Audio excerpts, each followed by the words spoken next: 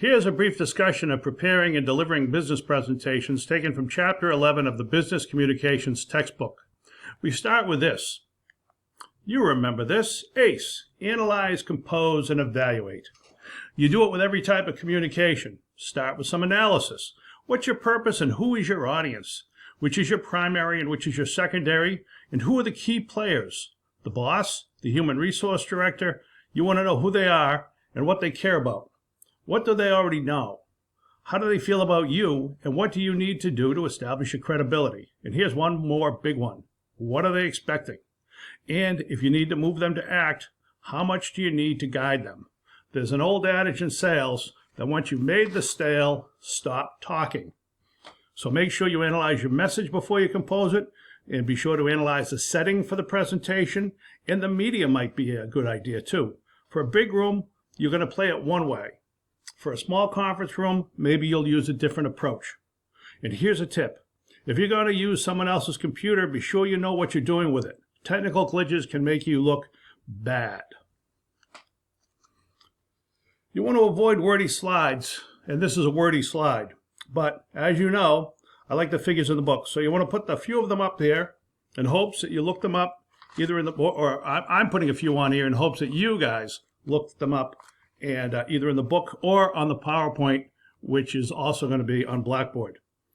This shows the thought that goes into selecting a medium. As you can see, they've got different criteria and they've got different solutions, and they're all right here.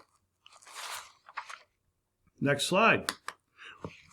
When you put a slide together, a presentation together, think first about the information.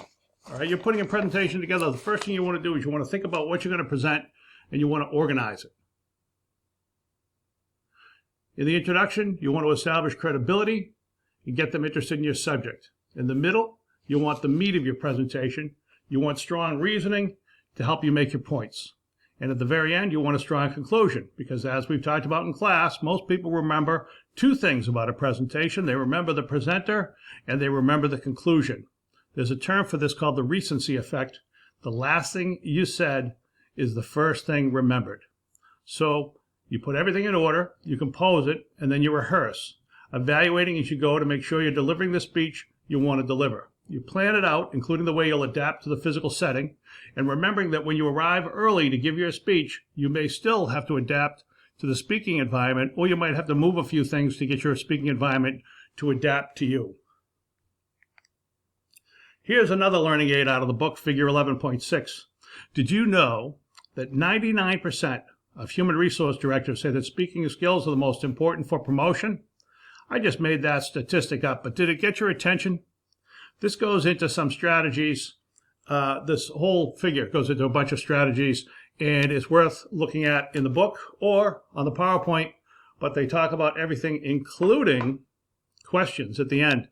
I don't really love questions for new speakers, but frequently for online, which we're going to get to later on, asking questions as you go is a really good idea. And no matter when you're giving a presentation, what you should think about is letting the audience know when you plan to take questions. Is it as you go, or is it at the end?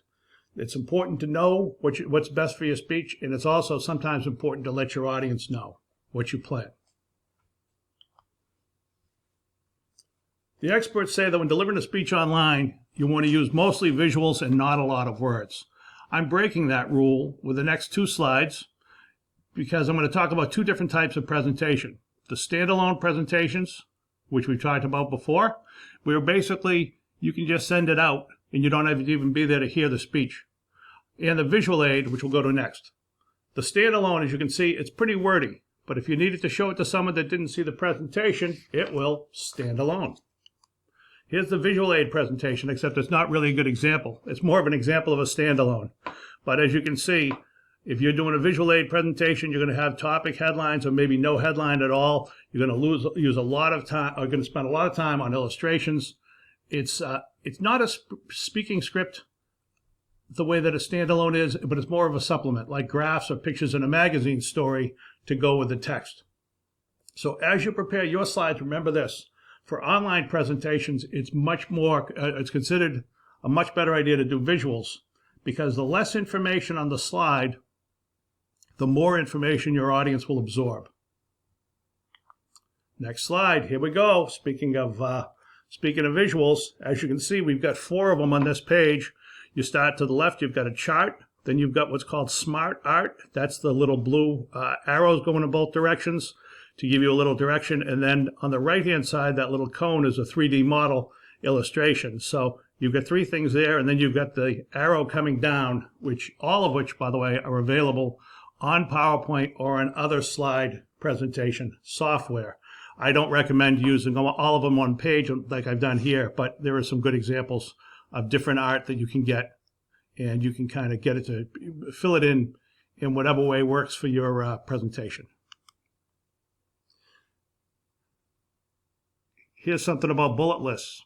Here's something that I see a lot in a presentation where you've got bullet points and you've got 2 like things or 3 like things and then something that doesn't fit.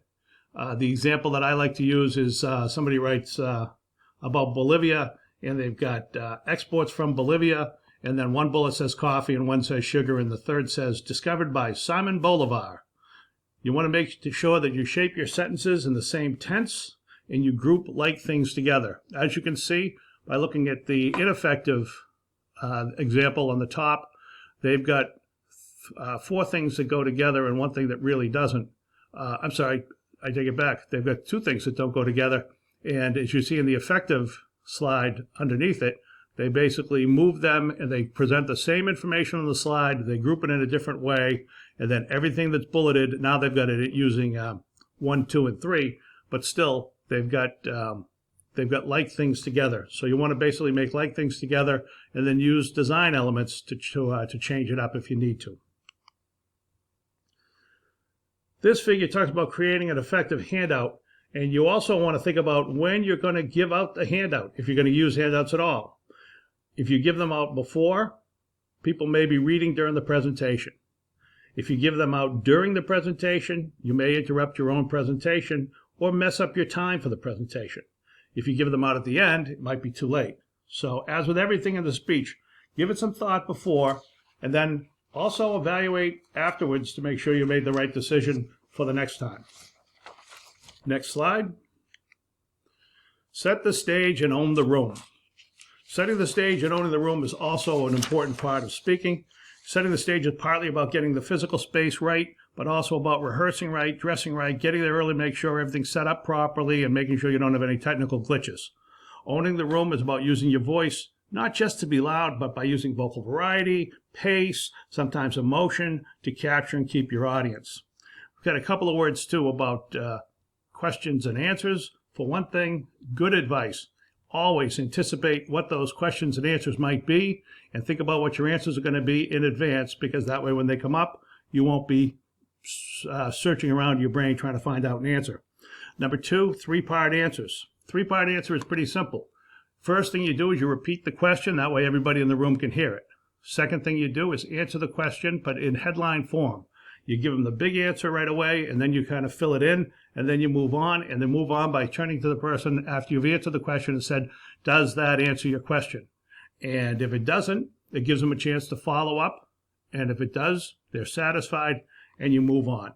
The last thing to remember is always be honest and open, because if you're defensive, if you think a question's a bad question, whatever it is, it's more of a negative reflection on you than on anything else. So always want to be open and honest when you answer questions. Now, how do we move this all to online presentations? Here are some tips. First, give people a chance to acclimate to the environment, make sure their equipment works. This means logging in a little bit early, talking to people, making sure that everybody's all set. Then, most people that I talk to who give presentations for work say they go straight to the slides when they present. And one gave me some really good advice. He said that his company has an intro slide at the beginning that establishes who the company is and what their credibility is. But they keep it brief. They may even skip over it if the people that they're presenting to are already familiar with them. Some advice is to spend 3 to 4 minutes on each slide, some of what you read, but I think that's for longer presentations. For face-to-face presentations, the general rule of thumb is 1 minute per slide, sometimes 30 seconds. I would say do what feels comfortable to you, but don't feel you have to speed through. As I said previously, you don't need big volume to own the room, but you want to speak at a comfortable volume for the listener, and you want to be good enough technically that your audience is seeing what you want them to see. In other words, as you know from class, there have been times that I've hit the wrong button. You want to make sure you hit the right buttons. The experts recommend frequent questions for online presentations to keep people engaged, and I think particularly so for technical topics. That makes sense. As I've said before, I'm not a big fan of questions in face-to-face speeches for student public speakers because of the fact that they can become a crutch. They can also derail the speech if you get a question you don't anticipate, or if you get an answer you don't anticipate. But online, I think it might be worth trying. And one more thing. If you're online, you may also want to try a speaking script. Just try to read it as if you're speaking naturally. Finally, here's a summary. Feel free to look at it and you read it. And that's the rest of it. And that's it for the presentation. Good luck with your presentations.